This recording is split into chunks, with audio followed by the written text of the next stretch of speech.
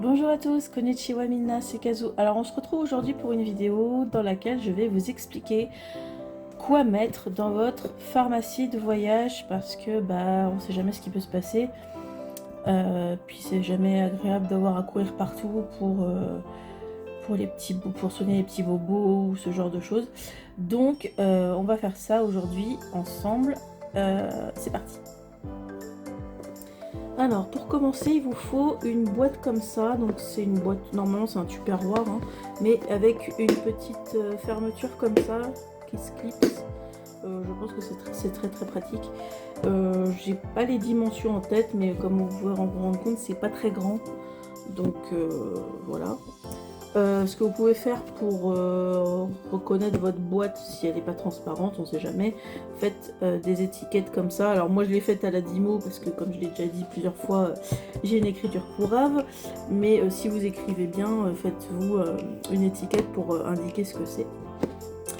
Donc voilà, je vais vous expliquer ce que je mets dedans. Alors pour commencer, j'ai fait une petite réserve avec différentes tailles de pansements que j'ai juste mis dans une petite pochette zippée comme ça prend pas de place du tout. Donc je mets ça dans le fond de la boîte.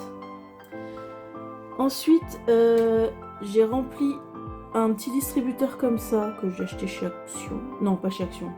Que j'ai commandé chez AliExpress. Que j'ai rempli d'alcool à 90, donc voilà, ça coûte pas grand chose, et voilà.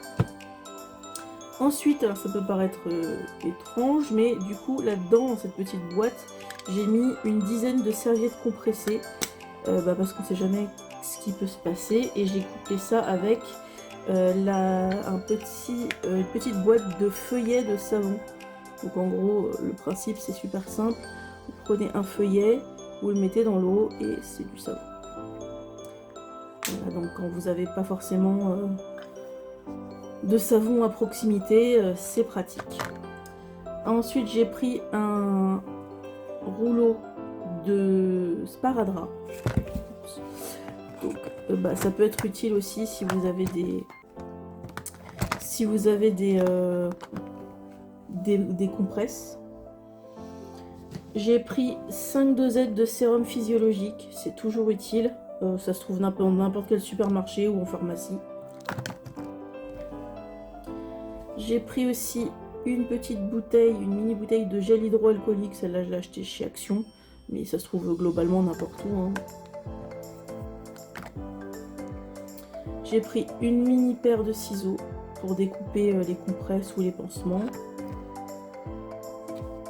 Une mini boîte d'épingles à nourrice, ça peut être utile. Oh là, j'arrive pas à l'ouvrir, mais ça peut toujours être utile.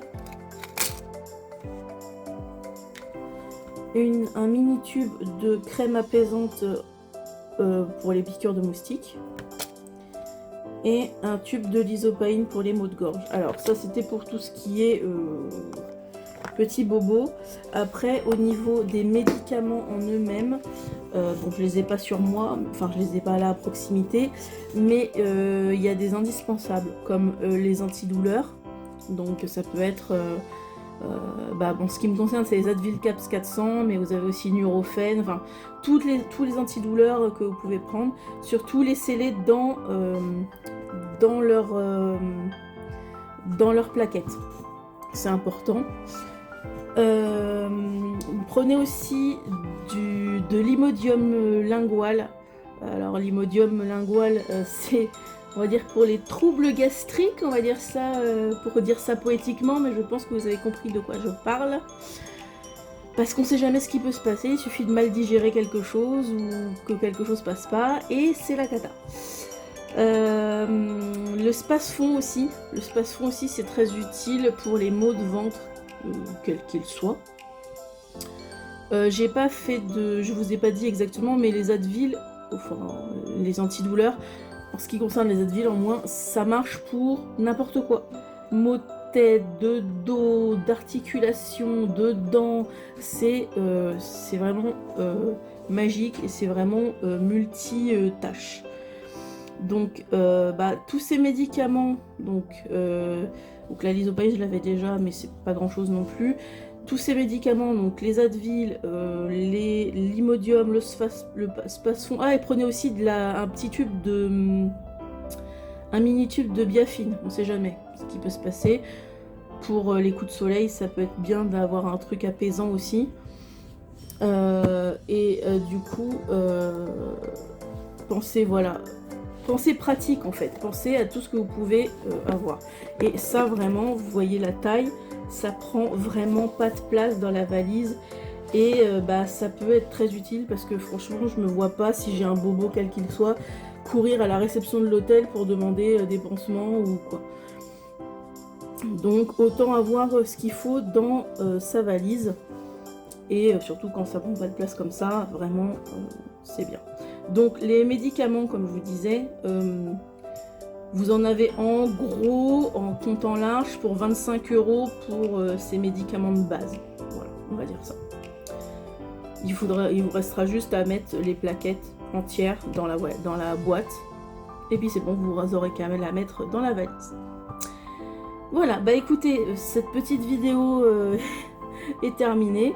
N'hésitez pas à me dire si vous avez en commentaire si vous avez des médicaments que vous rajouteriez dans votre pharmacie de voyage. Évidemment, j'ai pas parlé des cas particuliers, genre les traitements précis ou ce genre de choses. Hein. C'est vraiment une pharmacie de voyage de base. Donc, adaptez-la à vos besoins et à votre cas.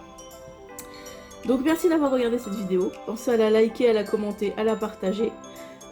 Pensez à vous abonner à la chaîne et appuyer sur la cloche pour ne pas louper les prochaines vidéos. Et moi je vous dis à la prochaine. Ciao ciao.